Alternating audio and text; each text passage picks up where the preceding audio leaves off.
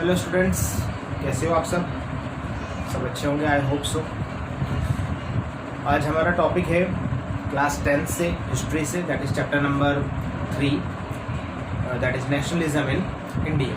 ठीक है, आज हम बात करेंगे नेशनलिज्म इन इंडिया के बारे में। हम मेरे अर्लियर टॉपिक्स में मैं आपको ऑलरेडी नॉन कॉपरेशन मूवमेंट के बारे में सब कुछ समझा चुका हूँ, और हमने लास्ट टाइम ये भी देखा था कि नॉन कॉपरेशन मूवमेंट जो है वो विड्रॉ हो गया था। ठीक है, अब हम बात करेंगे नॉन कॉपरेशन मूवमेंट के विड्रॉल के बाद की स्थिति।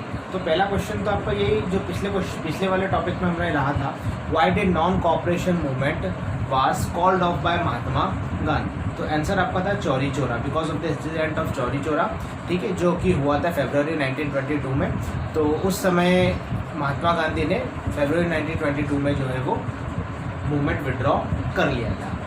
महात्मा गांधी का उसके पीछे रीज़न क्या था? महात्मा गांधी का उसके पीछे रीज़न ये था, पहला मानना तो ये था कि इंडियंस जो हैं अभी तक मूवमेंट के लिए प्रॉपरली ट्रेंड नहीं हुए, पहला पॉइंट। दूसरा पॉइंट उनका ऐसा मानना था कि भाई अभी सत्याग्रही को और ट्रेनिंग दी जानी चाहिए, अभी उनकी प्रॉपर ट्रेनिंग नहीं हुई। जब तक उनकी प्रॉपर ट्रेनिंग नहीं हो जाती है तब तक वो लोग मूवमेंट के लिए सही नहीं है, मतलब वो मूवमेंट को आगे बढ़ाने के लिए प्रॉपरली तैयार नहीं है। महात्मा गांधी बिल्कुल वायलेंस नहीं चाहते थे, लेकिन कहीं ना कहीं नॉन कॉपरेशन मूवमेंट में वायलेंस हो गई थी। ठीक है, इसी बीच क्या होता है, इसी बीच कांग्रेस भी जो थी वो भी ऊब गई थी। कांग्रेस के बहुत सारे मेंबर जो थे वो भी क्या हो गए थे, ऊब गए थे। और ऊब जाने के बाद उन लोगों ने भी कांग्रेस के एक पार्ट ने ये डिसाइड किया था कि वो फिर से जो है नॉन कॉपरेशन मूवमेंट के बाद उन्होंने डिसाइड किया कि वो फिर से जो है वो प्रोविंशियल इलेक्शन की तरफ लौटेंगे। ठीक है, वो क्या करेंगे, फिर से प्रोविंशियल लेजिस्लेटिव इलेक्शन की तरफ लौटेंगे, जो कि दिसंबर में होने वाले हैं। ठीक है, तो इनके बीच में आपको दो नाम याद रखते हैं, मतलब आप कह सकते हैं कि कांग्रेस जो थी वो दो पार्ट में डिवाइड हो गई थी। कांग्रेस दो पार्ट में डिवाइड हो गई थी। एक तरफ थे CR Das and Motilal Nehru, दूसरी तरफ थे लीडर्स लाइक जवाहरलाल नेहरू,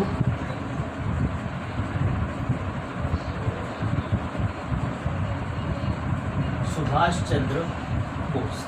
ये दो कांग्रेस जो थी, मतलब कांग्रेस का एक पार्ट जो था वो तो रेडिकल की तरह बिहेव कर रहा था, और कांग्रेस का जो दूसरा पार्ट था वो मॉडरेट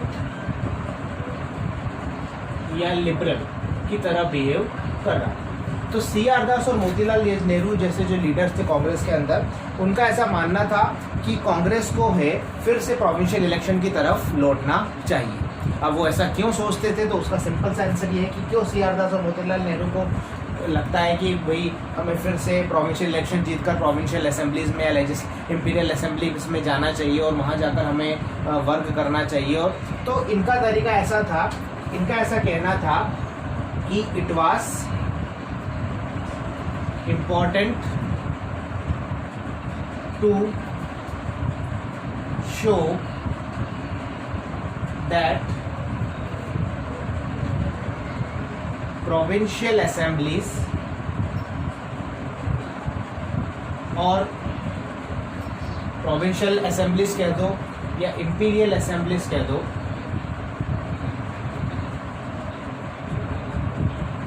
ये जो असेंबलीज है ये बताना इंपॉर्टेंट था, शो करना कि ये जो असेंबलीज है आर नॉट ट्रूली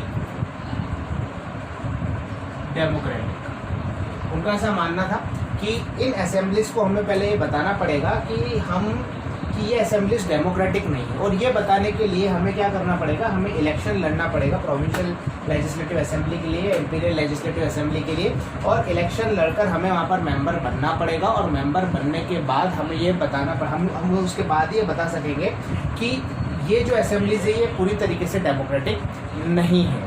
ठीक है, और उनका ऐसा भी मानना था कि हमें एक असेंबलीज का मेंबर बनकर हमें क्या करना चाहिए, हमें जो है उनकी पॉलिसीज का वहाँ अंदर विरोध करना चाहिए। ठीक है, मतलब कुल मिलाकर ये चाहते थे कि ये जो रेडिकल तरीका था कि मूवमेंट चलाना, नॉन कॉपरेशन मूवमेंट हो गया या किसी प्रकार का सत्याग्रह करना, ये इसके पक्ष में नहीं थे। इनका ऐसा मानना था कि हम जाएं असेंबलीज में मेंबर्स बने, इलेक्शन लड़के इन असेंबलीज में मेंबर बने, वहाँ जाकर ब्रिटिश लोगों की बातों को हम क्या करें, पूरी तरीके से हम उसको विरोध करें वहाँ अंदर के अंदर, और दुनिया को ये दिखाएं कि ये जो इंस्टीट्यूशंस है ये पूरी तरीके से जो है ये क्या है, ये पूरी तरीके से ये इंस्टीट्यूशंस जो है ये डेमोक्रेटिक नहीं है। ठीक है, तो ये लोग चाहते थे कि जो इलेक्शन होने वाले हैं दैट इज इन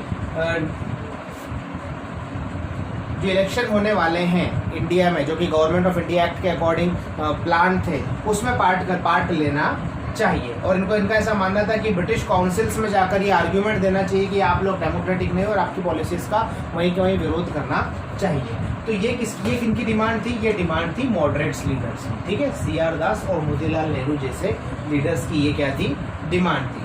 ठीक है, और इसके लिए इन्होंने क्या किया था, इन्होंने कांग्रेस के अंदर एक नई पार्टी भी बना ली थी, इसको कहा गया था Swaraj party. They formed a new party with in Congress with the name of Swaraj party. मतलब कांग्रेस के वो मेंबर्स जो कि CR दास और मोतीलाल नेहरू के साथ है, जो इन असेंबलीज के चुनाव लड़ना चाहते हैं, जो इन असेंबलीज में मेंबर बनना चाहते हैं और इनके रास्ते से चलकर विरोध करना चाहते हैं, वो इसके मेंबर थे स्वराज पार्टी के। ठीक है, इन्होंने अपनी एक स्वराज पार्टी बना ली। ठीक है, और इन्होंने डिसाइड किया, क्या डिसाइड किया इन्होंने, कि they will return to council politics. क्या डिसाइड किया इन्होंने? They will return to council politics. ठीक है, तो ये इन लोगों ने डिसाइड कर लिया कि ये वापस काउंसिल पॉलिटिक्स की तरफ जाएंगे। इसके लिए इन्होंने स्वराज पार्टी बना दी और इन्होंने डिसाइड किया कि आने वाले समय में जो गवर्नमेंट ऑफ इंडिया एक्ट के अकॉर्डिंग जो इलेक्शंस होने वाले हैं उसमें जाकर ये लोग क्या करेंगे, अपनी बात रखेंगे। ठीक है, तो ये बात तो किसकी हो गई, ये बात हो गई आपके मॉडरेट्स की। लेकिन जो रेडिकल्स थे, ये रेडिकल्स जो थे लाइक जवाहरलाल नेहरू एंड सुभाष चंद्र बोस, ये इस रास्ते से खुश नहीं थे। इनका ऐसा मानना था कि अभी और रेडिकल मूवमेंट, मतलब जैसे नॉन कॉपरेशन मूवमेंट हुआ ऐसे और मूवमेंट होना चाहिए। तो कुल मिलाकर आप कह सकते हो कि कांग्रेस जो है इस समय दो फैक्शंस में डिवाइड हो गई थी। एक फैक्शन वो जो काउंसिल पॉलिटिक्स की तरफ जाना चाहता था वापस, और दूसरा फैक्शन वो जो कि और रेडिकल तरीके अपनाना चाहता था। रेडिकल तरीके जैसे कि मूवमेंट, सत्याग्रह, या जो भी तरीके हैं जिससे कि ब्रिटिश लोगों की नींव हिलाई जा सके, कोई मतलब उनके साथ में रहकर नहीं, उनसे उनका विरोध करते हुए। ठीक है, ये इन्होंने डिसाइड किया था। ठीक है, ये लोग चाहते थे कि मोर रेडिकल क्या होने चाहिए, एजिटेशंस होने चाहिए। तो इस तरीके से कांग्रेस जो है नॉन कॉपरेशन मूवमेंट के बाद दो पार्ट में डिवाइड हो चुकी थी और ये बहुत सारे लोग उब गए थे इस प्रकार के मूवमेंट से। कौन कौन से लोग उबे थे, तो आप उब गए थे तो आप इसका एग्जांपल दे सकते हैं जिन्होंने स्वराज पार्टी बनाई थी, जिनमें से एग्जांपल CR दास, मोतीलाल नेहरू। और जो लोग फिर से मूवमेंट करना चाहते थे, रेडिकल तरीके से यूज करना चाहते थे, एजुटेशन करना चाहते थे, वो कौन थे? जवाहरलाल नेहरू और सुभाष चंद्र बोस जैसे लीडर्स। ठीक है, तो ये सिचुएशन थी किसकी? कांग्रेस की। ठीक है, आई होप आपको यहाँ तक समझ में आ गया। तो ये जस्ट इसके बाद की सिचुएशन है कांग्रेस की, just after non cooperation movement. ठीक है, अब इसके बाद क्या होता है कि यहाँ पर दो प्रकार से पॉलिटिकल कंडीशन के ऊपर इम्पैक्ट आता है। ठीक है, now during this period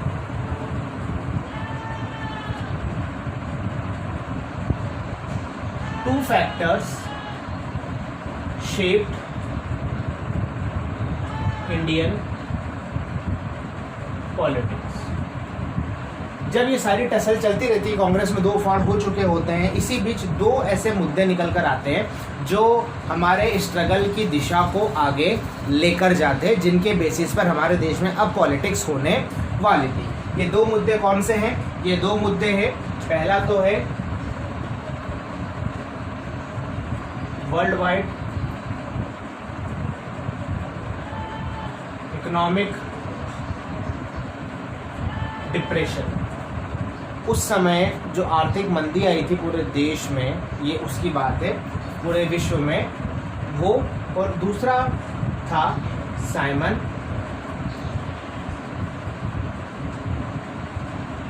commission. तो ये उस वक्त दो नए मुद्दे, दो नए इश्यूज रेज हो जाते हैं जो कि हमारे देश की जो पॉलिटिक्स है उसको गाइड करते हैं और जो हमारे देश की पॉलिटिक्स को आगे बढ़ाते हैं, चाहे वो ब्रिटिश गवर्नमेंट को लेकर इम्पैक्ट इसका हो या फिर इसका इम्पैक्ट कांग्रेस की पॉलिटिक्स को लेकर हो या इंडिया की अर्थव्यवस्था को लेकर हो, तो इन दो फैक्टर्स का असर पड़ता है। ठीक है, अब हम सबसे पहले बात कर लेते हैं वर्ल्ड वाइड इकोनॉमिक डिप्रेशन की। ठीक है, तो इस वर्ल्ड वाइड इकोनॉमिक डिप्रेशन में क्या होता है, agriculture prices began to fall by 1926। 1926 से एग्रीकल्चर प्राइजेस जो थी वो गिरना शुरू हो जाती है। थोड़ा सा मैं आपको पहले और एक चीज़ एक्सप्लेन कर दूं। डिप्रेशन का मतलब होता है मंदी।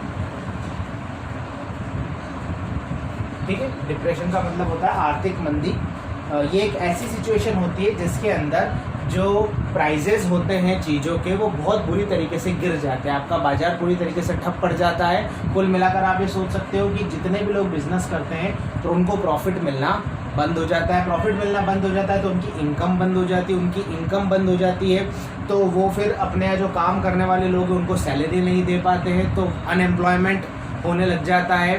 ठीक है, तो ये एक इकोनॉमिक सिचुएशन है, वर्स्ट इकोनॉमिक सिचुएशन है, आप इसको इकोनॉमिक क्राइसिस कह सकते हो। तो उस समय डिप्रेशन आया था और इसका असर लगभग हर सेक्टर के ऊपर पड़ा था, जिसमें पहला सेक्टर की हमने बात की एग्रीकल्चर सेक्टर की, जहाँ पर प्राइजेस गिरना शुरू हो गए थे 1926 में एंड कोलैप्स्ड आफ्टर 1930। और 1930 आते आते ये प्राइजेस पूरी तरीके से कोलैप्स हो गए। कोलैप्स होने का मतलब पूरी तरीके से धराशायी हो गए।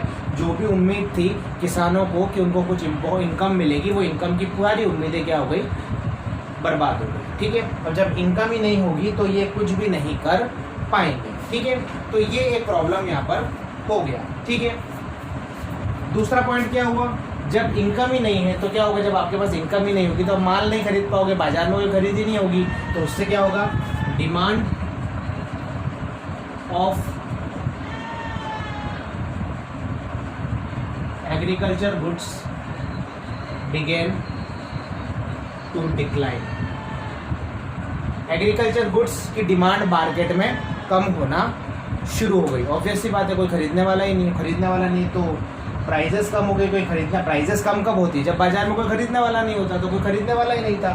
तो एग्रीकल्चर गुड्स की जो डिमांड थी वो धीरे धीरे क्या होती चली गई, कम होती चली गई एंड एक्सपोर्ट डिक्लाइन। इसके अलावा एक्सपोर्ट भी, देश में जो एक्सपोर्ट हो रहा था, हमेशा ध्यान रखना कि किसी भी देश के अंदर बैलेंस जो होता है वो एक्सपोर्ट इंपोर्ट में होना चाहिए। हर देश ये चाहता है कि वो ज़्यादा एक्सपोर्ट करे और कम इंपोर्ट करे।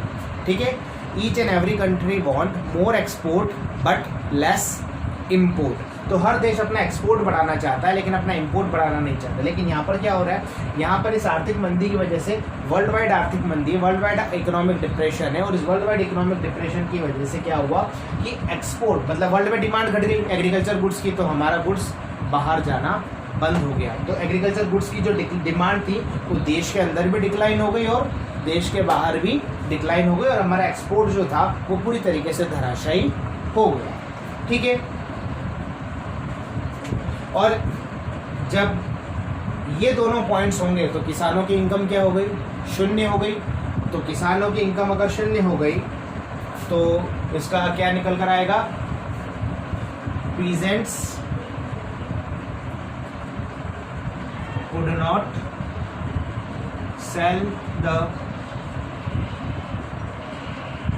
harvest, peasants अपनी फसल बेच नहीं पाए and failed to pay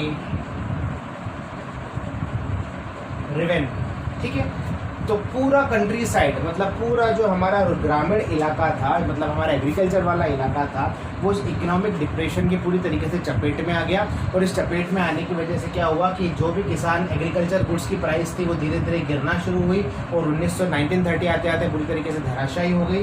इस धराशायी होने की वजह से क्या हुआ कि एग्रीकल्चर गुड्स की डिमांड कम होने लग गई, एक्सपोर्ट हमारा डिक्लाइन हो गया, पीजेंट्स की इनकम होना बंद हो गई। और पीजेंट्स की इनकम होना बंद हो गई क्योंकि वो अपना हार्वेस्ट, अपनी फसल बेच नहीं पा रहे थे और साथ में फिर वो रिवेन्यू भी पे नहीं कर पा रहे थे। तो पूरी कंट्री साइड जो थी वो किस में कन्वर्ट हो गई? टर्मोइल में, उथल पुथल में। ठीक है, और गवर्नमेंट जो थी वो अपना रिवेन्यू कम करने के लिए तैयार नहीं थी, वो तो अपना पूरा का पूरा डिमांड कर रही थी रिवेन्यू का।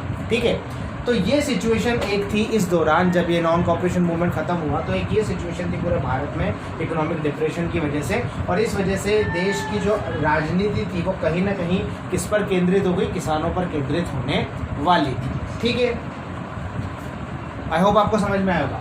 दूसरा पॉइंट जो है वो है जो मैंने आपको बताया, दैट इज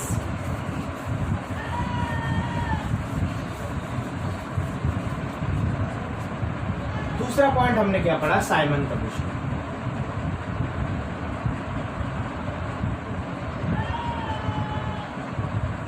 अब साइमन कमीशन है क्या?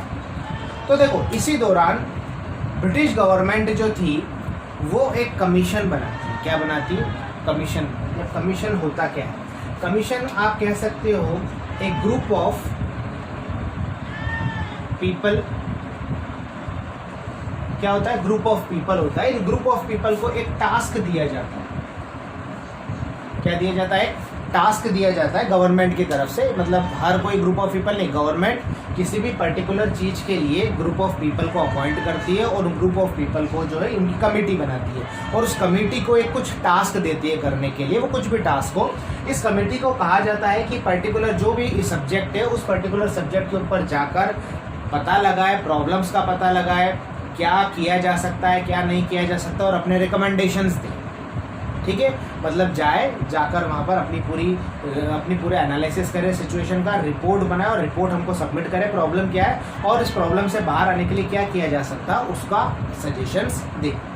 ठीक है, तो ऐसा ही एक कमीशन बनाया गया, ऐसा ही ग्रुप बनाया गया ब्रिटिश लोगों के द्वारा। ठीक है, ब्रिटिश गवर्नमेंट के द्वारा एक ग्रुप बनाया गया जिसके लीडर थे सर जॉन साइमन। कौन से लीडर? Sir John Simon. ठीक है, तो ब्रिटेन में जो एक नई गवर्नमेंट बनी थी उस समय, टोरी गवर्नमेंट, क्योंकि उस समय देखो उस समय सारी चीज़ें चल रही थी भारत के अंदर, तो वो लोग भारत के अंदर उन्होंने इस 5 लोगों के ग्रुप को भेजा। इनके हेड थे सर जॉन साइमन और इनकी अध्यक्षता में, इनकी लीडरशिप में 5 लोगों को इंडिया भेजा। और इंडिया भेजकर, ठीक है, इनसे कहा गया कि क्या टास्क दिया गया इनको? look into the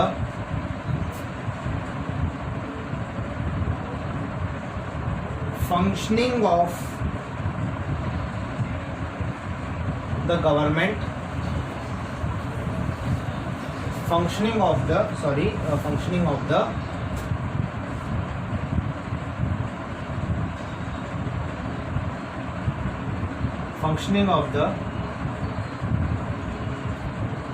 constitutional system, कि वो भारत जाएं, भारत जाकर भारत का जो कॉन्स्टिट्यूशनल सिस्टम है उसकी फंक्शनिंग के लिए काम करें। ठीक है, और एंड सजेस्ट चेंजेस, कि भारत में जो सिस्टम चल रहा है कॉन्स्टिट्यूशनल सिस्टम, मतलब ब्रिटिश लोग भारत में जो काम कर रहे हैं, जो कॉन्स्टिट्यूशन सिस्टम चल रहा है उसका फंक्शनिंग पर जाकर वो एनालाइज करे, इवैल्यूएट करे, और इवैल्यूएट करने के बाद उसमें क्या चेंजेस किए जाने चाहिए उसके बारे में बताएं। मतलब कुल मिलाकर भारत में आए, भारत में आके भारत की गवर्निंग को देखे, भारत की गवर्निंग में इलेक्शंस किस तरीके से हो रहे हैं, इलेक्शंस में क्या कोई प्रॉब्लम है, ठीक है, यहाँ पर क्या सुधार किए जा सकते हैं गवर्नमेंट को चलाने के लिए, प्रोविंशियल असेंबली में, इंपीरियल असेंबली में क्या क्या चेंजेस किए जा सकते हैं, पब्लिक को कितना मौका दिया जाएगा, कि वो कितना पार्टिसिपेशन उनका बढ़ाया जाएगा, यहाँ के लोगों की प्रॉब्लम्स क्या है, यहाँ के लोगों क्या चाहते हैं। तो ये सारे चीज़ों के बारे में पता करने के लिए और उसमें क्या बदलाव किया जाना चाहिए, इसके लिए उन्होंने क्या किया, सर जॉन साइमन की अध्यक्षता में या लीडरशिप में उन्होंने एक कमीशन भेजा। उस कमीशन का नाम था साइमन कमीशन। ठीक है, लेकिन जब ये साइमन कमीशन इंडिया आता है तो इंडिया आने के बाद इस साइमन कमीशन को इंडियन लोग जो है वो ग्रीट करते हैं with the slogan of go back Simon. कौन से स्लोगन के साथ ग्रीट करते हैं? गो बैक साइमन। ठीक है। ये स्लोगन के साथ वो क्या करते हैं, ग्रीट करते हैं। मतलब जब वो ट्रेन से आते हैं और भारत में आते हैं और उतरते हैं, तो जैसे ही वो इंडिया एंटर करते हैं तो बहुत सारे लोगों की भीड़ सत्याग्रह की इकट्ठा हो जाती है और सब लोग एक नारा लगाते हैं, गो बैक साइमन। अब क्वेश्चन ये है कि ये गो बैक साइमन का नारा हम लोगों ने क्यों लगाया, हम लोग क्यों इस साइमन कमीशन के पक्ष में नहीं थे। तो इसका सिंपल सा एक लाइन का आंसर है, ऐसा क्यों था, बिकॉज इस साइमन कमीशन के अंदर जो ग्रुप बना था, जो मेंबर थे, उसमें से एक भी मेंबर इंडियन नहीं था।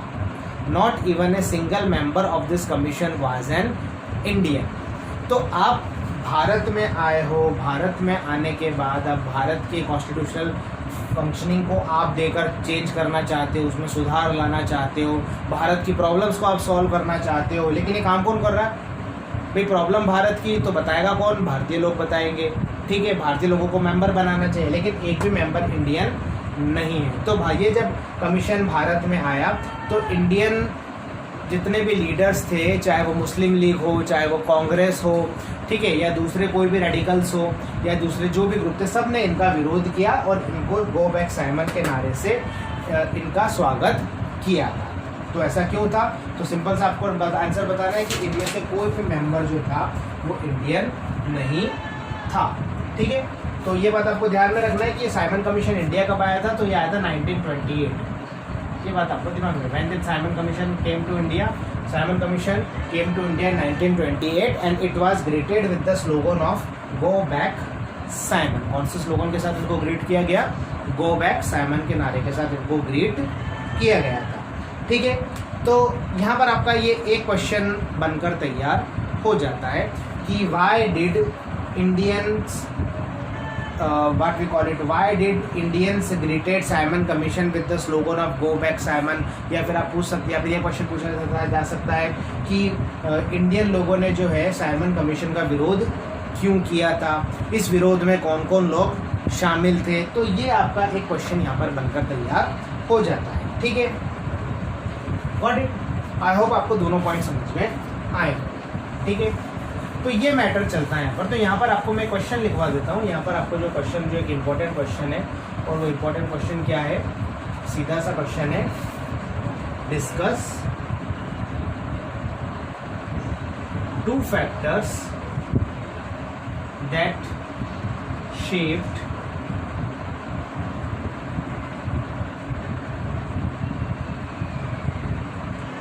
Indian politics towards 1920। ये सिंपल सा आपका क्वेश्चन है, 5 मार्क्स का। ठीक है, 3 मार्क्स में भी पूछा जा सकता है, एक सिंगल पॉइंट भी पूछा जा सकता है, लेकिन 2 फैक्टर्स आपको बताने जिन्होंने इंडियन पॉलिटिक्स को 1920 के दौरान, जिन्होंने इंडियन पॉलिटिक्स के ऊपर इंपॉर्टेंट रोल प्ले किया था, इम्पैक्ट डाला था। तो वो 2 फैक्टर्स कौन से हैं, एक तो वर्ल्ड वाइड इकोनॉमिक डिप्रेशन और दूसरा साइमन कमीशन। ये दोनों ही आपको क्या करना है, एक्सप्लेन करना है। मैं आपको लिख देता हूँ, आपको क्या करना है, एक्सप्लेन करना है क्या क्या हुआ था इन मैटर्स में। ठीक है, तो पूरे भारत में जो है साइमन कमीशन का विरोध किया जाता है। साइमन कमीशन का विरोध करने की वजह से क्या होता है कि पूरे भारत में जो है वो स्ट्राइक्स होती है, इनका विरोध करना शुरू कर देता है। तो सिचुएशन आउट ऑफ कंट्रोल जाते हुए नजर आती है। तो सिचुएशन आउट ऑफ कंट्रोल जाते हुए देखकर उस समय इंडिया के जो वाइसरॉय थे, ठीक है, जिनका नाम था लॉर्ड इरविन। ठीक है, तो कौन थे उस समय इंडिया के viceroy, Lord Irwin. Lord Irwin एक चीज भाप जाते हैं कि ये लोग बाहर जा रहे हैं, कंट्रोल के बाहर जा रहे हैं, और इनको कंट्रोल में लाना बहुत ज़रूरी है। तो ऐसे समय पे जो वाइसरॉय इरविन है वो एक ऑफर देते हैं। क्या देते हैं, एक ऑफर देते, जिसे वेग ऑफर कहा गया। मतलब एक प्रस्ताव रखते हैं, छद्म प्रस्ताव, मतलब एक ऐसा प्रस्ताव जो बेवकूफ़ बनाने के लिए, मतलब आपकी सिचुएशन कंट्रोल करने के लिए और आपको घुमाने के लिए, आपको बेवकूफ़ बनाने के लिए दिया जा रहा है। ऐसा एक वेग ऑफर सामने रखते हैं, और ये वेग ऑफर क्या था, डोमिनियन स्टेटस। क्या एक ऑफर रखते हैं? Dominion status. ठीक है,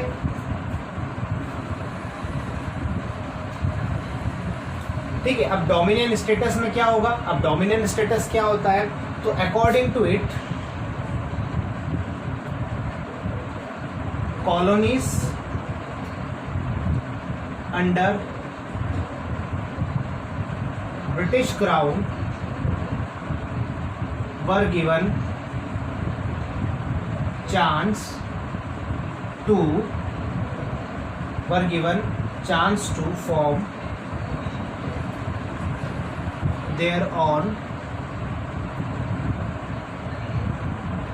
autonomous गवर्नमेंट। ठीक है, डोमिनियन स्टेटस क्या होता है कि वो डोमिनियन स्टेटस में क्या था कि ब्रिटिश गवर्नमेंट अपने अंडर आने वाली कॉलोनीज जो हैं उनमें से वो किसी को भी, जैसे इंडिया भी ब्रिटिश लोगों की कॉलोनी थी, उनमें से वो किसी को भी क्या करते थे, वो एक चांस देते थे कि वो कॉलोनी अपनी एक ऑटोनॉमस मतलब अपनी खुद की सरकार बना सकती है। क्या बना सकती है? खुद की सरकार। लेकिन यहाँ पर आपको एक बात ध्यान रखना है, डोमिनियन स्टेटस में उसने खुद की सरकार बनाने का एक ऑफर तो दिया है, लेकिन डोमिनियन स्टेटस की एक चीज़ और आपको ध्यान रखनी है कि यहाँ पर आप ऑटोनॉमस गवर्नमेंट तो बनाते हो लेकिन आप फ्री नहीं हो। आपको दिमाग में बिठाना है कि you are forming an autonomous government but actually you are not free. आप आज़ाद नहीं हो। ठीक है, ये गवर्नमेंट को परमिशंस कहाँ से लेने पड़ेगी? क्राउन से। क्या लेनी पड़ेगी?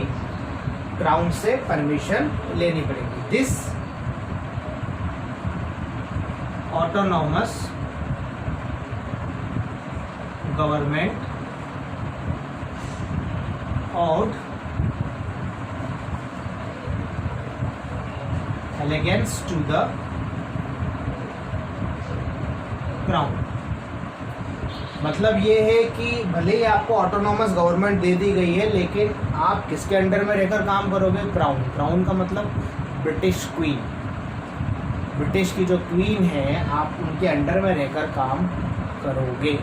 तो कुल मिलाकर ये हो गया कि भाई आपको मुक्त नहीं किया जा रहा है, आपको सिर्फ कुछ लीज पर छोड़ा जा रहा है, आप पूरी तरीके से आज़ाद नहीं हुए हो। तो ये एक ऑफर दिया जाता है लॉर्ड इरविन के द्वारा। ठीक है, किसको? इंडियन लीडर्स को या इंडियन कांग्रेस को और दूसरे लीडर्स को।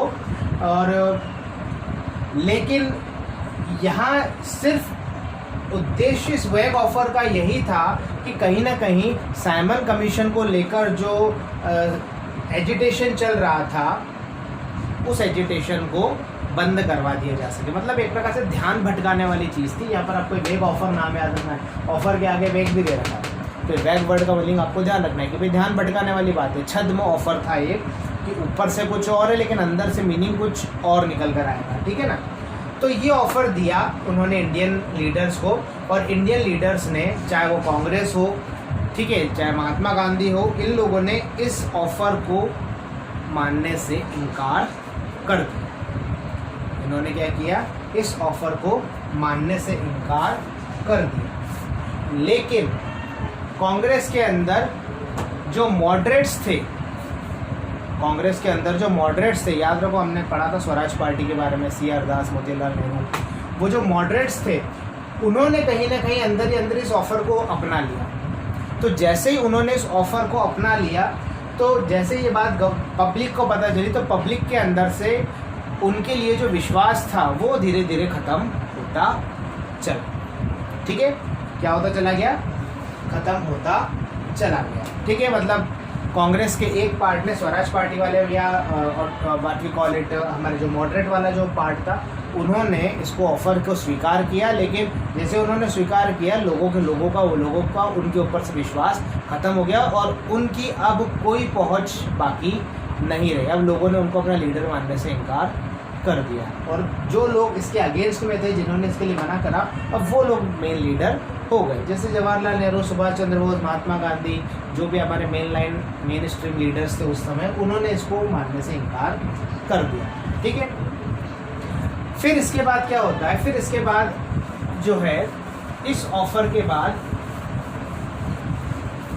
हाँ, इसमें साथ में एक ऑफर और दिया जाता है कि राउंड टेबल कॉन्फ्रेंस भी आपको ज्वाइन करनी पड़ेगी। फर्स्ट राउंड टेबल कॉन्फ्रेंस मतलब ये ऑफर ऐसा था कि हम आपको डोमिनियन स्टेटस दे देते हैं और इस डोमिनियन स्टेटस की जो कार्य प्रणाली कैसी होगी, कैसा डोमिनियन स्टेटस होगा, कैसा काम करेगा, इसके लिए बातचीत करने के लिए आप लंदन आओ। लंदन में आपको राउंड टेबल कॉन्फ्रेंस, ठीक है, गोलमेज सम्मेलन जिसको कहा जाता है, वहाँ पर बुलाया गया और वहाँ पर आकर हम बात कर लेंगे कि कैसे कॉन्स्टिट्यूशन बनेगा भारत के डोमिनियन स्टेटस का।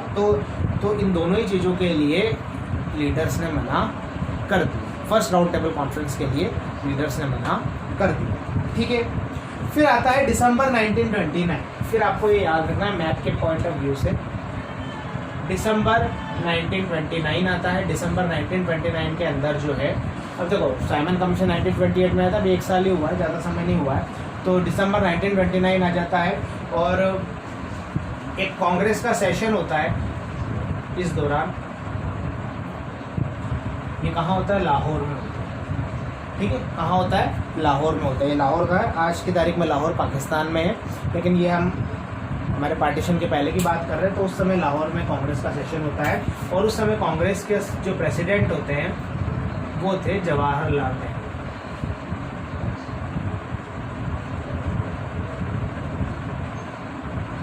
अब ये थोड़ा सा ध्यान रखना है मैप पॉइंट ऑफ व्यू से। मैप पॉइंट ऑफ व्यू से ये क्वेश्चन आपका बन सकता है कि 1929 में कांग्रेस का सेशन कहाँ हुआ था। 1929 में कांग्रेस का सेशन, ठीक है। तो यहाँ पर कांग्रेस सेशन होता है 1929 दिसंबर में लाहौर में। ये एक मैप का बेस्ट क्वेश्चन है, ये पूछा जा सकता है। और इस कांग्रेस सेशन में जो कांग्रेस के अध्यक्ष थे उस समय थे जवाहरलाल नेहरू। और जवाहरलाल नेहरू इस समय बहुत ही एक फेमस ओथ लेते हैं। क्या लेते हैं? ओथ लेते हैं, शपथ लेते हैं और अपने सारे अनुयायियों को शपथ दिलाते हैं। और ये शपथ किस चीज़ की लेते हैं? ये शपथ थी स्वराज, स्वराज के लिए या इंडिपेंडेंस के लिए। इस कांग्रेस सेशन में जवाहरलाल नेहरू कहते हैं कि आज से 26 जनवरी से, आज से मतलब उस दिन जो तारीख थी उस दिन 26 जनवरी थी, तो वो भी कहते हैं कि भाई 26 जनवरी से, उस टाइम की 26 जनवरी से हर साल 26 जनवरी को देश में इंडिपेंडेंस डे बनाया जाएगा। क्या बनाया जाएगा? इंडिपेंडेंस डे बनाया जाएगा। और पूर्ण स्वराज की प्रतिज्ञा हम लेते हैं कि हम हमारे देश को पूरी तरीके से आज़ाद कराकर ही मानेंगे और आज से हर साल 26 जनवरी को हम इंडिपेंडेंस डे मनाएंगे। क्या मनाएंगे? इंडिपेंडेंस डे मनाएंगे, ठीक है। तो ये शपथ लेते हैं कि डेट आपको याद रखनी है 26 जनवरी 1930 को से क्या होगा? हर साल 26 जनवरी, देखो दिसंबर का सेशन हो रहा है, 1930 आने वाला है, तो डिसाइड करते हैं कि 26 जनवरी से हम क्या करेंगे? हम क्या करेंगे? देश में हर साल स्वतंत्रता दिवस मनाएंगे, ठीक है। आपको यहाँ पर एक चीज़ ध्यान रखनी है कि हमारा कॉन्स्टिट्यूशन भी 26 जनवरी 1950 को लागू हुआ था। लेकिन आपको एक चीज़ बात ध्यान रखनी है कि वो जो 26 जनवरी डेट है उसका कहीं ना कहीं से इन्फ्लुएंस इसी बात यहीं से हुआ था, ठीक है। क्योंकि आपका जो कॉन्स्टिट्यूशन है वो 26 नवंबर को बनकर तैयार हो चुका था, लेकिन उसको इम्प्लीमेंट या एनफोर्स कब से किया गया? 26 जनवरी से कहा गया। तो 26 जनवरी से क्यों किया गया? क्योंकि कहीं ना कहीं जवाहरलाल नेहरू ने ये 26 जनवरी 1930 की डेट को डिसाइड किया था स्वतंत्रता दिवस मनाने के लिए, ठीक है। लेकिन ये जो शपथ ली गई थी और ये जो डिक्लेरेशन की गई थी, इसका भारत की पब्लिक पर ज़्यादा असर नहीं हुआ। तो ऐसी सिचुएशन में महात्मा गांधी डिसाइड करते हैं कि इससे काम नहीं चलेगा, हमें एक और नया मूवमेंट लॉन्च करना पड़ेगा। तो महात्मा गांधी जो है एक नया मूवमेंट लॉन्च करने की तरफ आगे बढ़ते हैं और आगे बढ़कर वो जो है डिसाइड करते हैं कि अब एक नया मूवमेंट लॉन्च किया जाएगा। और ये नया मूवमेंट आपका कौन सा होगा? ये नया मूवमेंट आपका होगा सिविल डिसोबीडियंस मूवमेंट, ठीक है। तो इसकी शुरुआत करते हैं महात्मा गांधी जो है वो इसकी शुरुआत कैसे करते हैं? वो इसकी शुरुआत करते हैं विद द सॉल्ट मार्च, ठीक है, नमक सत्याग्रह जिसको कहा जाता है, ठीक है, ठीक है। तो नमक सत्याग्रह डिसाइड करते हैं कि भाई नमक सत्याग्रह जो है करते हैं महात्मा गांधी। तो इसकी शुरुआत कैसे होती है? तो इसकी शुरुआत करने के लिए हम एक तारीख याद रखेंगे और वो तारीख कौन सी है? वो तारीख है 31 जनवरी 1930।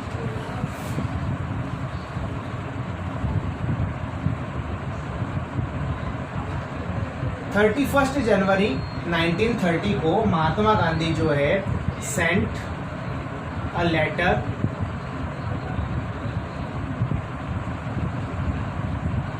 To viceroy Irwin. ठीक है, तो 26 जनवरी को 31 जनवरी को महात्मा गांधी जो है वो एक लेटर लिखते हैं वाइसरॉय इरविन। ठीक है, इस लेटर में 11 डिमांड्स होती है। कितनी डिमांड्स होती है? 11 डिमांड्स होती है। ठीक है, इसमें 11 डिमांड्स लिखकर वो वाइसरॉय इरविन को जो है लेटर लिखते हैं। और इस 11 डिमांड्स में जो सबसे इम्पोर्टेंट चीज़ जो रहती है, वैसे इन 11 डिमांड्स में कोशिश की गई थी कि देश के जितने भी सेक्शन ऑफ सोसाइटी है या क्लासेस हैं, उन सब की डिमांड्स को इसके अंदर शामिल कर लिया जाए, जिससे कि ये जो मूवमेंट बनकर तैयार होगा इसमें सब के सब लोग पार्टिसिपेट किए, क्योंकि सबकी इच्छाएं, सबकी डिज़ायर इसमें शामिल है, सबकी डिमांड इसमें शामिल है। इसलिए वाइड रेंजिंग डिमांड्स 11 डिमांड्स ये लोग करते हैं। इस 11 डिमांड्स में जो सबसे इम्पॉर्टेंट डिमांड होती है वो होती है demand to abolish salt tax. क्या डिमांड करते हैं? सॉल्ट टैक्स को एबोलिश करने की डिमांड करते हैं। एबोलिश करने का मतलब खत्म करना। क्या डिमांड रखते हैं? कि नमक का जो कानून है, नमक कानून को क्या किया जाए? खत्म किया जाए। अरे नमक कानून है क्या? नमक कानून में क्या था कि पहली चीज़ तो सॉल्ट पे टैक्स लगाया जा रहा था, तो पहले तो आप वो टैक्स ख़त्म करो। ठीक है, और दूसरी बात ये नमक कानून में ये थी कि मोनोपोली ऑफ सॉल्ट प्रोडक्शन,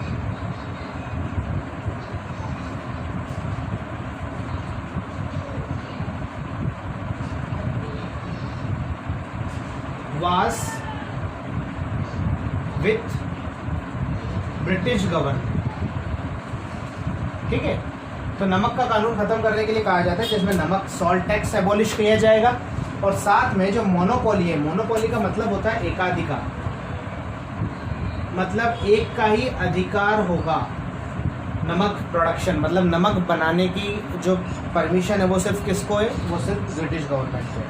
तो नमक सिर्फ कौन प्रोड्यूस कर सकता है? British government. मतलब अगर चाहो कि मैं एक नमक की फैक्ट्री बनाता हूँ जहाँ मैं नमक बनाकर बाजार में बेचूंगा, तो वो नमक की जो फैक्ट्री है, वो नमक की फैक्ट्री हर आदमी नहीं लगा सकता है, सिर्फ ब्रिटिश गवर्नमेंट ही लगा सकती है। ठीक है, और आपको नमक के ऊपर एक पर्टिकुलर टैक्स देना चाहिए।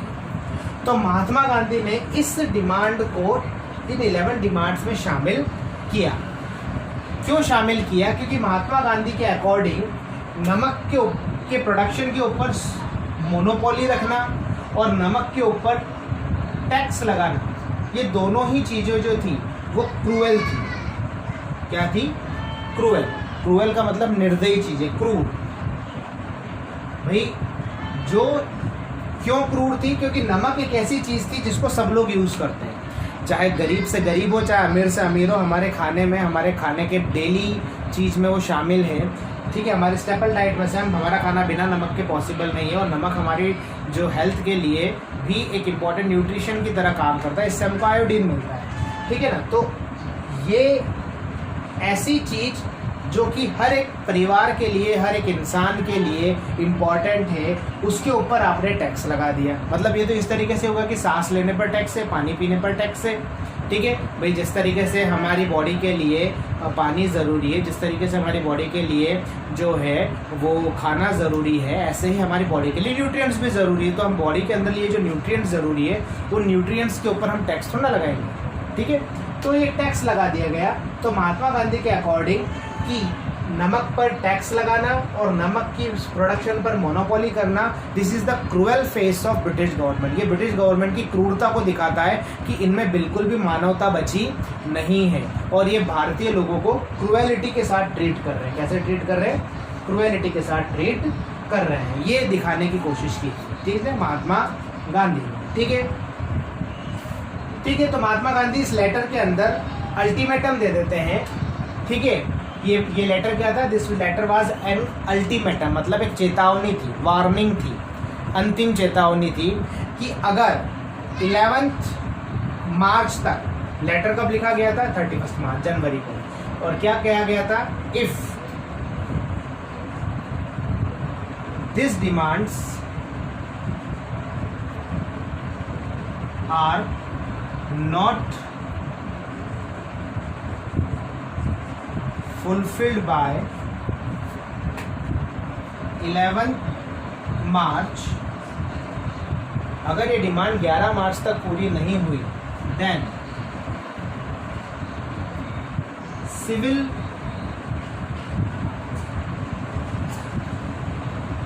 Disobedience movement will be launched. क्या किया जाएगा? सिविल डिसोबीडियंस मूवमेंट लॉन्च कर दिया जाएगा। मतलब एक अल्टीमेटम इस लेटर में साफ साफ कह दिया, ये 11 डिमांड पूरी करो, और अगर ये 11 डिमांड पूरी नहीं करते हो कब तक? 11 मार्च तक, तो फिर सिविल डिसोबीडियंस मूवमेंट भारत में लॉन्च कर दिया जाएगा। ठीक है, तो ये लेटर लिखा जाता है महात्मा गांधी द्वारा, किसको? वाइसरॉय इरविन को। ठीक है, और वाइसरॉय इरविन इस लेटर का रिप्लाई क्या करते हैं? तो एक बहुत ही सीधा सा रिप्लाई करते हैं। Viceroy Irwin refuse to negotiate, क्या करते हैं? बातचीत करने से मना कर देते हैं और साफ साफ कह देते हैं कि आपके डिमांड्स पूरी नहीं की जाएगी। समझ आ गई बात? ठीक है, ये आपका यहाँ पर सॉल्ट मार्च शुरू होने की पहले की कहानी है। अब इसके बाद सॉल्ट मार्च आपका शुरू होगा। सॉल्ट मार्च शुरू करने से पहले एक क्वेश्चन मैं आपको देना चाहूँगा, और वो क्वेश्चन क्या होगा? बड़ा सिंपल सा क्वेश्चन है, एग्ज़ाम में कई बार पूछा जा चुका है और बहुत ही इम्पोर्टेंट है। क्या क्वेश्चन है? Give reason why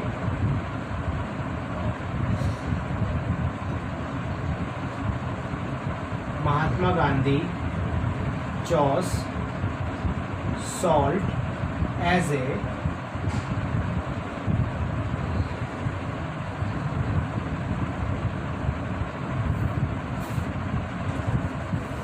why Mahatma Gandhi chose salt to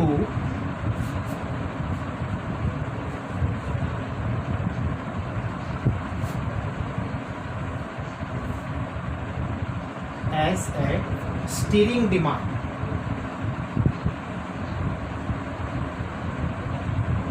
महात्मा गांधी जो है वो सॉल्ट को ही क्यों चुनते हैं एक स्टीयरिंग डिमांड के रूप में? मतलब सॉल्ट क्यों चुना जाता है? महात्मा गांधी क्यों एक डिमांड ऐसी रखते हैं कि सॉल्ट को जो है सॉल्ट टैक्स से रिलेटेड या सॉल्ट लॉ से रिलेटेड एक डिमांड महात्मा गांधी क्यों रखते हैं? तो सिंपल सा आपको आंसर इसका देना है कि according to Mahatma Gandhi salt was something which was consumed equally by both rich as well as poor.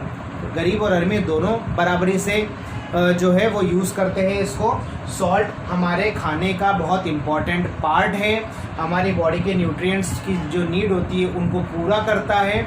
और according to Mahatma Gandhi salt का यूज़ करना, सॉल्ट के ऊपर टैक्स लगाना और सॉल्ट की प्रोडक्शन के ऊपर मोनोपोली रखना, ये दोनों ही चीज़ें ब्रिटिश गवर्नमेंट की एक क्रूअल फेज को दर्शाता है। तो ये चीज़ आपको इसके आंसर में लिखनी है। ठीक है, एनी डाउट्स? नहीं है। तो ये बहुत इंपॉर्टेंट आपका क्वेश्चन है। और यहाँ पर एक छोटे छोटे क्वेश्चंस आपके और पूछे जा सकते हैं। जैसे एक क्वेश्चन आपसे ये पूछा जा सकता है कि महात्मा गांधी ने लेटर कब लिखा था, वाइसरॉय इरविन को, तो आपको पता ना 31 जनवरी 1930 महात्मा गांधी ने क्या डिमांड की थी। तो एक डिमांड आपको पूछी जाएगी 1 मार्क में, तो बता देना कि भाई सॉल्ट टैक्स को एबोलिश करना और सॉल्ट के ऊपर से मोनोपोली को हटाना, ये डिमांड की थी। ठीक है, एक क्वेश्चन आपसे ये पूछा जाता है कि महात्मा गांधी ने अल्टीमेटम डेट कितनी दी थी, तो आपको बतानी है 11 मार्च। क्या बतानी है? 11 मार्च। ठीक है, अब यहां से हमारा शुरू होता है सॉल्ट मार्च।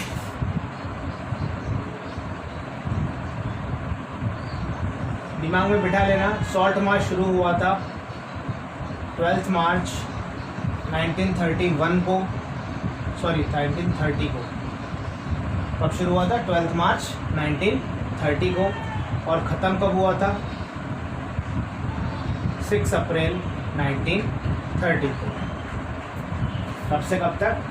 12 मार्च से 6 अप्रैल तक ये चला। ठीक है, कहाँ से कहाँ तक किया गया था? तो ये सॉल्ट मार्च किया गया था साबरमती, जो कि अहमदाबाद शहर के पास में एक शहर है, वहाँ से लेकर ये सॉल्ट मार्च किया गया था दांडी तक। दांडी कहाँ है? दांडी एक कोस्टल टाउन है इंडिया, गुजरात में। ठीक है, कोस्टल टाउन है। ठीक है, समुद्र किनारे पर एक शहर है दांडी। तो साबरमती से दांडी तक की यात्रा की गई थी सॉल्ट मार्च के दौरान। और 240 माइल्स, कितनी दूरी है इसकी? 240 माइल्स। ठीक है, ये पूरा करने में इनको 24 डेज लगे। और हर दिन वो कितना चले? 10 माइल्स अ डे। कितना चले? हर दिन वो 10 मील चले। 24 दिन में ये यात्रा उन्होंने पूरी की। ठीक है, बीच बीच में वो जहाँ पर भी रुकते तो लोग आते हैं, और लोग आने के बाद जो है वो महात्मा गांधी से मिलते हैं। महात्मा गांधी वहाँ पर जो भी मिलने आते लोग, उन सबको महात्मा गांधी क्या करते हैं? महात्मा गांधी जो है उनको समझाते स्वराज का मीनिंग क्या है। ठीक है, स्वराज क्या होता है, स्वराज का मीनिंग क्या है, सब जगह ये सब लोगों को समझाते हैं। और ऑलरेडी जैसे मैं आपको बता चुका हूँ कि 6 अप्रैल को वो कहाँ पहुँचते हैं? दांडी पहुँचते हैं। और दांडी पहुँचकर वो क्या करते हैं? वॉयलेट सॉल्ट लॉ, नमक कानून वो तोड़ देते हैं। नमक कानून तोड़ने का मतलब क्या हुआ? नमक कानून तोड़ने का मतलब ये हुआ कि हमने ऑलरेडी कहा है कि भाई नमक बनाने का अधिकार किसको है? कानून के अनुसार वो नमक बनाने का अधिकार जो है वो सिर्फ ब्रिटिश गवर्नमेंट को। अब यहाँ पर महात्मा गांधी ने नमक कानून तोड़ दिया, इसका मतलब क्या हुआ कि महात्मा गांधी ने नमक बनाया। तो क्या हुआ? Mahatma Gandhi violated salt law and he made salt by boiling sea water. समुद्र के पानी को उबालकर उन्होंने नमक बनाया। तो ये इस तरीके से दांडी मार्च का इम्पोर्टेंस होता है। और यहीं से आपका शुरू होता है क्या? Civil disobedience movement. क्या शुरू होता है यहाँ से? आपका सिविल डिसोबीडियंस मूवमेंट शुरू हो जाता है। So this was the beginning of the civil disobedience movement. ठीक है, आप लोगों को समझ में आ गया होगा। ठीक है, यहाँ पर मैं आपको एक छोटा सा क्वेश्चन एक और दे रहा हूँ। Right a short note on salt march. ये आपको करना है। राइट है short note on salt march. Salt march से रिलेटेड जो भी डिटेल बुक में दे रखी है या आपको कहीं से पता चलती है, आपको ये अपनी कॉपी में या आपको ये तैयार करके रखना है। तैयार करके रख लेते हैं तो आपके लिए काफ़ी इजी हो जाएगा ये चैप्टर। ठीक है, वैसे बहुत सारी डिटेल तो दे ही रखी है बुक के अंदर, और माइन्यूट डिटेल्स अगर आप जानना चाहते हैं तो इसका ये आप कंप्लीट कर सकते हैं। ठीक है, तो यहाँ से शुरू होता है development of civil disobedience movement. अब ये सिविल डिसोबीडियंस मूवमेंट की बिगिनिंग तो हो गई। अब ये मूवमेंट आगे कैसे बढ़ता है? तो हम क्या लिखेंगे? हम लिखेंगे डेवलपमेंट ऑफ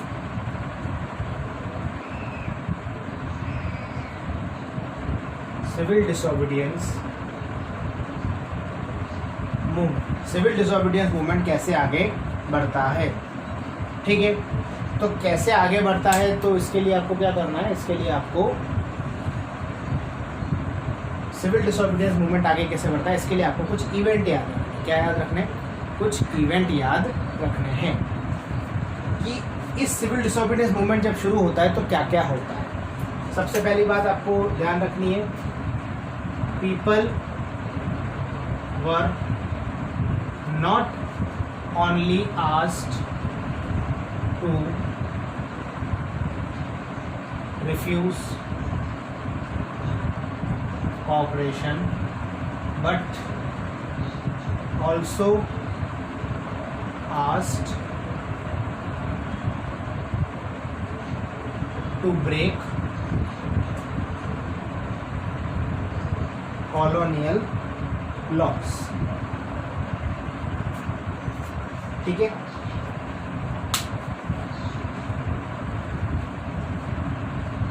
ठीक है। तो लोगों से सिर्फ ये नहीं कहा जाता कि कॉपरेशन ना करें आप, लोगों से कहा जाता है कि आपको कॉपरेट भी नहीं करना है और साथ में आपको कॉलोनियल लॉज भी तोड़ने। मतलब दोनों मूवमेंट, नॉन कॉपरेशन मूवमेंट में तो सिर्फ कहा जाता था कि कॉपरेट नहीं करना है, लेकिन यहाँ पर आपको कहा गया कि कॉपरेशन तो करना ही नहीं है, लेकिन साथ में क्या करना है, कॉलोनियल लॉस को ब्रेक करना है। अब कॉलोनियल लॉस को ब्रेक करने से पहले आपको एक बात दिमाग में बिठानी है कि वो कॉलोनियल लॉस ब्रेक करने हैं जो अनजस्ट है। ठीक है ना, इसका मतलब ये नहीं है कि आपको अपराध करने का अधिकार मिल जाए, आप अपराध वाले कानून तोड़ दोगे, आप चोरी करने लगोगे, आप गुंडागर्दी करने लगोगे, नहीं, ये नहीं है। यहाँ पर वो कानून आपको तोड़ने हैं जो कि अनजस्ट कानून है। सिविल लॉज कह सकते हो आप इनको, जो अनजस्ट है, जो क्रूर कानून है, जो कहीं ना कहीं ब्रिटिश गवर्नमेंट को ऑपरेसिव फेस दिखाते हैं, जैसे सॉल्ट लॉ वाला कानून था। ठीक है ना, तो ऐसे कानून ब्रेक करने के लिए कहा गया था। ठीक है, तो ये शुरुआत, यहाँ से शुरुआत होती है सिविल डिसोबीडियंस मूवमेंट। ठीक है, क्या होता है बाद में, थाउजेंड्स ऑफ पीपल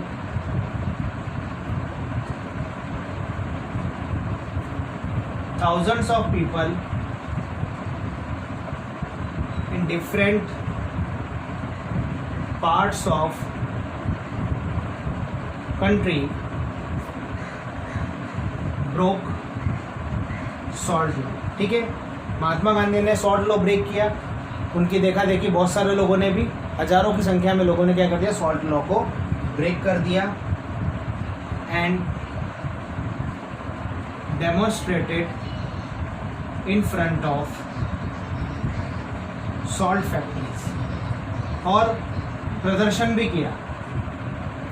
कहाँ पर, सॉल्ट फैक्ट्री के सामने जाकर इन्होंने प्रदर्शन भी किया। ठीक है, फिर अगेन कानून तो तोड़ना शुरू ही कर दिया। इसके बाद वही सारे पॉइंट्स जो हमने नॉन कॉपरेशन मूवमेंट में पढ़े थे, वही सारे क्या हो जाएंगे, रिपीट हो जाएंगे। कैसे रिपीट हो जाएंगे कि अगेन बॉयकॉट प्रोग्राम, बॉयकॉट किस किस चीज़ का, फॉरेन क्लोथ का, फॉरेन क्लोथ को बॉयकॉट किया गया। पिकेटिंग, लीकर शॉप, शराब की दुकानों के ऊपर धरना दे दिया। पिकेटिंग का मतलब होता है कि एक ऐसा आंदोलन जिसके अंदर आप किसी भी इंसान को शॉप के अंदर नहीं जाने देते और शॉप के बाहर भी नहीं आने देते हो। आप बिल्कुल इस तरीके से धरना दे देते हो शॉप के सामने कि ना तो कोई अंदर जा सके, ना अंदर का कोई बाहर आ सके, तो इसको बोलते हैं पिकेटिंग। तो पिकेट कर लिया गया लीकर शॉप्स को। ठीक है, और क्या क्या हुआ, peasants refused to pay revenue, peasants ने रेवेन्यू पे करने से मना कर दिया। और क्या किया, रेवेन्यू पे करने से मना किया,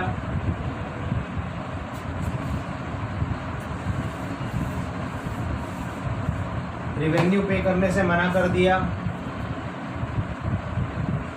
peasants refused to pay revenue,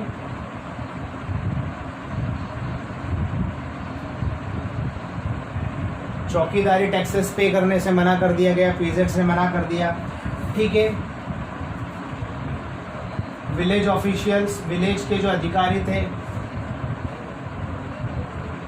village officials resigned, उन्होंने क्या दे दिया, रिजाइन कर दिया। ठीक है, इसके अलावा फॉरेस्ट लॉस वर ब्रोकन। जंगल फॉरेस्ट लॉज जो थे, जो हमने पढ़े थे कि भाई पीजेंट्स को, जो हमने पढ़ा था गुडेम ट्राइबल हिल्स में कि भाई रिजर्व फॉरेस्ट में जाना अलाउड नहीं था, वो कानून बना दिया गया था, उसको भी लोगों ने तोड़ दिया और रिजर्व फॉरेस्ट में घुस गए। तो ये सारे इवेंट हुए जब सिविल डिसोबीडियंस मूवमेंट शुरू हुआ था।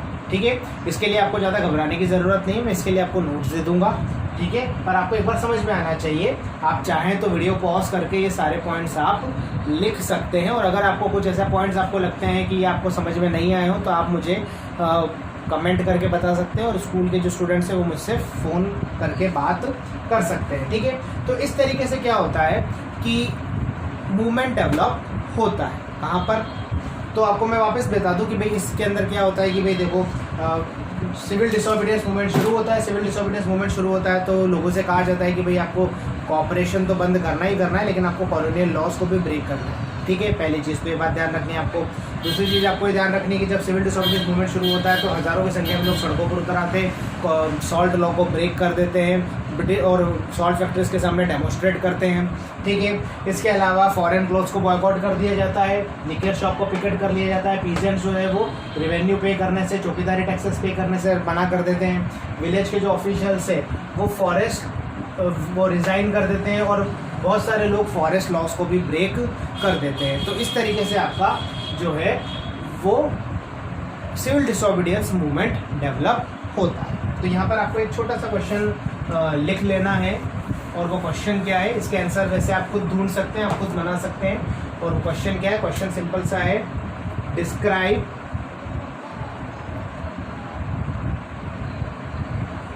Briefly how civil disobedience movement develop. ठीक है, सिविल डिसोबीडियंस मूवमेंट डेवलप कैसे होता है ये आपको बताना है। ये आपका क्वेश्चन है, डिस्क्राइब करें कि कैसे सिविल डिसोबीडियंस मूवमेंट डेवलप होता है। आई होप आपको ये समझ में आया होगा। ठीक है, वेरी क्विक। अब हम आगे बढ़ते हैं कि भाई ये तो हो गया, यहाँ तो हो गया डेवलपमेंट। अब जब इतना सब कुछ होगा, भाई आप टैक्स पे करने से मना कर दोगे, और रेवेन्यू पे करने से मना कर दोगे, रिज़ाइन कर दोगे, फॉरेस्ट लॉ ब्रेक कर दोगे, और साथ में आप जो है वो लीकर शॉप को पिकेट कर लोगे, फॉरेन क्लोथ्स को आप बॉयकॉट कर दोगे, आप सॉल्ट लॉ ब्रेक कर दोगे, डेमोस्ट्रेशन करोगे, तो गवर्नमेंट चुप तो नहीं बैठेगी। तो यहाँ से फिर क्या शुरू होता है, रिटेलिएशन शुरू होता है। क्या शुरू होता है, रिटेलिएशन शुरू होता है। नाउ अब हम बात करेंगे रिटेलिएशन ऑफ ब्रिटिश गवर्नमेंट। जब इतना सब डेवलपमेंट हम लोगों ने किया ब्रिटिश सिविल डिसोबीडियंस मूवमेंट का, तो फिर क्या होता है, रिटेलिएशन बाय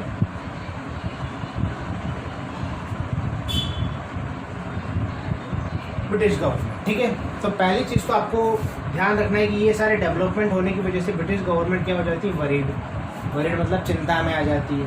तो हम यहाँ पर लिख देंगे वरीड गवर्नमेंट। ठीक है, चिंता में आई हुई government.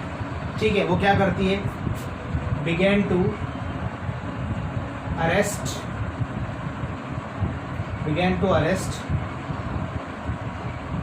Congress leader one by one.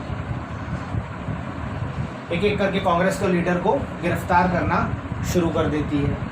अब इस गिरफ्तार करने की वजह से क्या होता है, it led to violent clashes. Public सड़क पर उतर जाती है, और पब्लिक सड़क, क्योंकि भाई उनके नेता को गिरफ्तार कर लिया गया तो लोग सड़क पर उतर जाते हैं, लोग सड़क पर उतर जाते हैं, तो हिंसा फैलना, वायलेंस फैलना शुरू हो जाता है। ठीक है, फिर क्या होता है, फिर व्हेन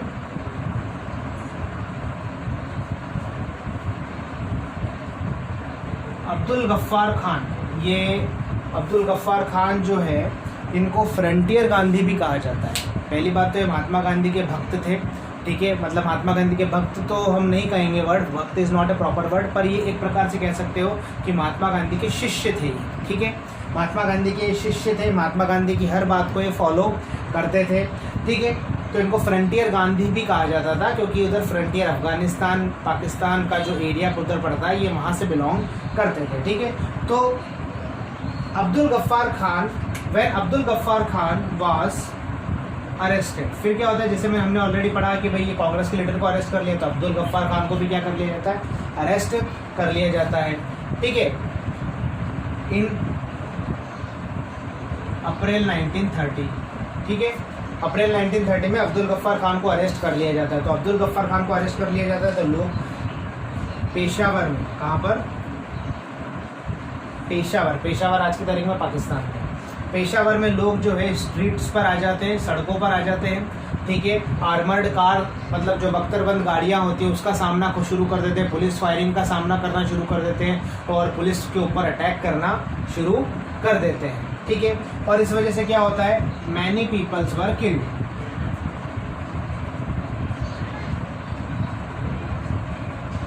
क्या होता है, बहुत सारे लोग मारे जाते हैं। इसी दौरान क्या होता है कि इसके एक महीने बाद, आफ्टर ए मंथ क्या होता है, आफ्टर ए मंथ, फिर इसके सिर्फ सीधे एक महीने बाद क्या होता है, इसके एक महीने बाद, after a month, Mahatma Gandhi was arrested. फिर क्या होता है, एक महीने बाद महात्मा गांधी को अरेस्ट कर लिया जाता है। अब जैसे महात्मा गांधी को अरेस्ट कर लिया जाता है, तो जैसे अब्दुल गफ्फार खान को अरेस्ट कर लिया जाता है, तो पेशावर में लोग सड़कों पर उतर आते हैं, तो महात्मा गांधी को अरेस्ट कर लिया जाता है, तो लोग जो है शोलापुर महाराष्ट्र में पड़ता है, शोलापुर में क्या कर लेते हैं, सड़कों पर उतर जाते हैं। सड़कों पर उतर जाने के बाद, और कौन उतरते हैं शोलापुर में, इंडस्ट्रियल वर्कर्स। ठीक है, खास तौर पर कौन, शोलापुर में खास तौर पर इंडस्ट्रियल वर्कर्स जो हैं वो कानून अपने हाथ में ले लेते हैं, वो पुलिस के ऊपर अटैक कर देते हैं, वो जो म्यूनसिपल बिल्डिंग्स है उसके ऊपर अटैक कर देते हैं, वो लॉ कोर्ट, रेलवे स्टेशन, जो भी चीज़ ब्रिटिश गवर्नमेंट से रिलेटेड है सबके ऊपर वो अटैक कर देते हैं। अब इतना सब कुछ होता हुआ देखकर, इतने अटैक्स होते हुए देखकर गवर्नमेंट फिर ब्रूटल तरीके से रिस्पॉन्ड करती है, और इस बार गवर्नमेंट जो है वो सत्याग्रहियों को जो है एक एक करके अटैक करना शुरू कर देती है, महिलाओं बच्चों को पीटना शुरू कर देती है, और लगभग 1 लाख लोगों को जेल में डालती है। ठीक है, क्या करती है गवर्नमेंट सत्याग्रही पे अटैक करती है, गवर्नमेंट जो है वो महिलाओं बच्चों के ऊपर को मारती पीटती है, और साथ में क्या करती है, साथ में गवर्नमेंट जो है वो 1 लाख लोगों को जेल में डाल देती है। तो इतनी सारी हिंसा फैलते हुए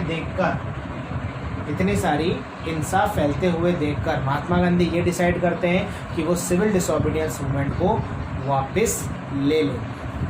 क्या करते हैं महात्मा गांधी, वो डिसाइड करते हैं कि वो सिविल डिसोबीडियंस मूवमेंट को विड्रॉ कर लेंगे। तो Mahatma Gandhi civil disobedience movement को क्या करते हैं, विड्रॉ कर लेते हैं, और विड्रॉ करने के बाद महात्मा गांधी जो है वो वाइसरॉय इरविन के साथ एक संधि कर लेते हैं, एक एग्रीमेंट कर लेते हैं, एक पैक्ट कर लेते हैं। क्या कर लेते हैं, एक एग्रीमेंट या पैक्ट कर लेते हैं। कब करते हैं, 5 मार्च 1931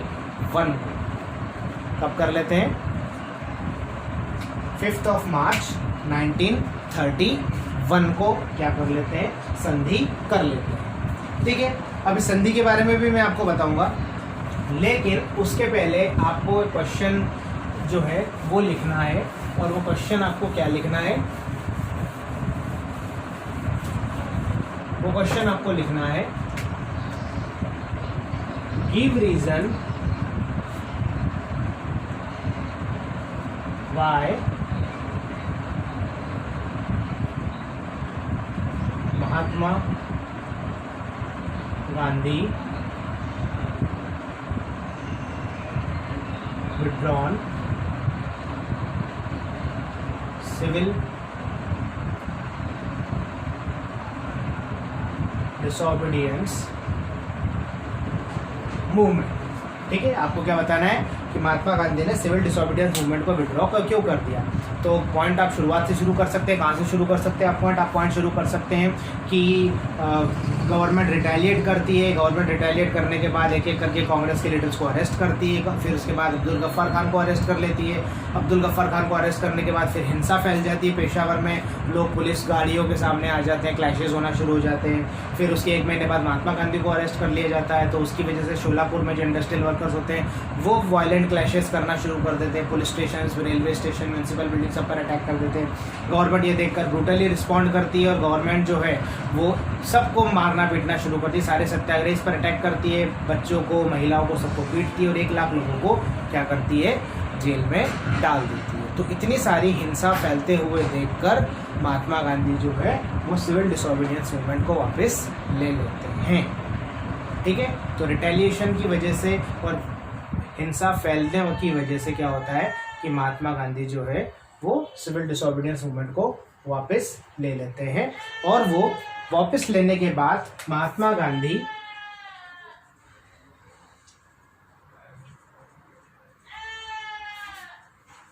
entered into a pact with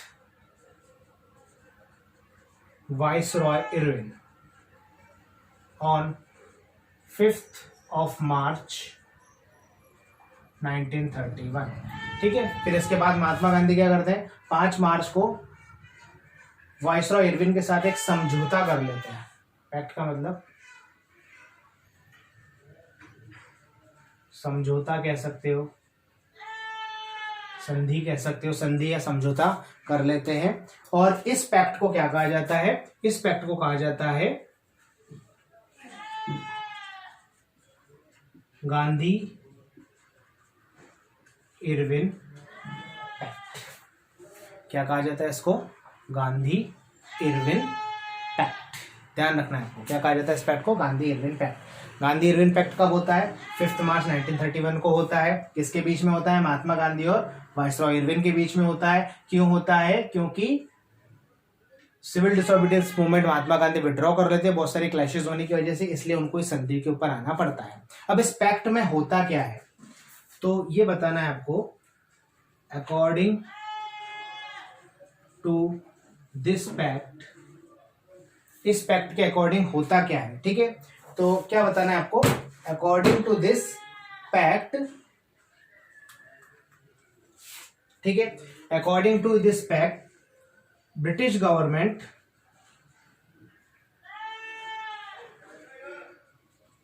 would release all the arrested people। इस पैक्ट के अकॉर्डिंग क्या होता है कि ब्रिटिश गवर्नमेंट ये डिसाइड करती है कि वो क्या करेगी, जितने भी लोगों को अरेस्ट किया है, ठीक है, जितने भी लोगों को अरेस्ट किया है उन सबको ब्रिटिश गवर्नमेंट छोड़ देगी। मतलब मैंने पढ़ा था अभी 1 लाख लोगों को अरेस्ट कर लिया, तो उन सबको ब्रिटिश गवर्नमेंट क्या करेगी, छोड़ देगी। और बदले में Mahatma Gandhi would attend round table conference. क्या करेंगे, राउंड टेबल कॉन्फ्रेंस अटेंड करेंगे, ठीक है। तो ये पैक्ट होता है इनके बीच में कि Mahatma Gandhi round table conference attend करेंगे और ब्रिटिश गवर्नमेंट इसके बदले में गिरफ्तार किए गए लोगों को छोड़ देगी, ठीक है। तो ये थे आपका गांधी इरविन पैक्ट, ठीक है, समझ में आया हो, ठीक है। फिर इसके बाद महात्मा गांधी लंदन जाते हैं राउंड टेबल कॉन्फ्रेंस। ये कौन सी राउंड टेबल कॉन्फ्रेंस है, सेकंड। याद रखना, पहली राउंड टेबल कॉन्फ्रेंस के लिए तो डोमिनियन स्टेटस के टाइम पे मना कर देते हैं, सेकंड राउंड टेबल कॉन्फ्रेंस है, ठीक है। महात्मा गांधी लंदन जाते हैं, लंदन में बातचीत वगैरह होती है, नेगोशिएशन करने की कोशिश करते हैं, लेकिन सब कुछ फेल हो जाता है। तो डिसअपॉइंट होकर महात्मा गांधी क्या होते हैं, केम बैक टू इंडिया। और जब वो भारत आते हैं तो वो देखते हैं कि ब्रिटिश गवर्नमेंट ने नए तरीके से जो है वो रिटेलिएशन कह दो या रिप्रेशन कह दो या ऑपरेशन कह दो, वो शुरू कर दिया है। सबसे पहले ब्रिटिश गवर्नमेंट में जैसे वो वापस आते हैं उनको पता लगता है कि ब्रिटिश गवर्नमेंट ने कांग्रेस को इलीगल डिक्लेयर कर दिया गया है, जवाहरलाल नेहरू को जेल में डाल दिया गया, अब्दुल गफ्फार खान को जेल में डाल दिया गया है, ठीक है।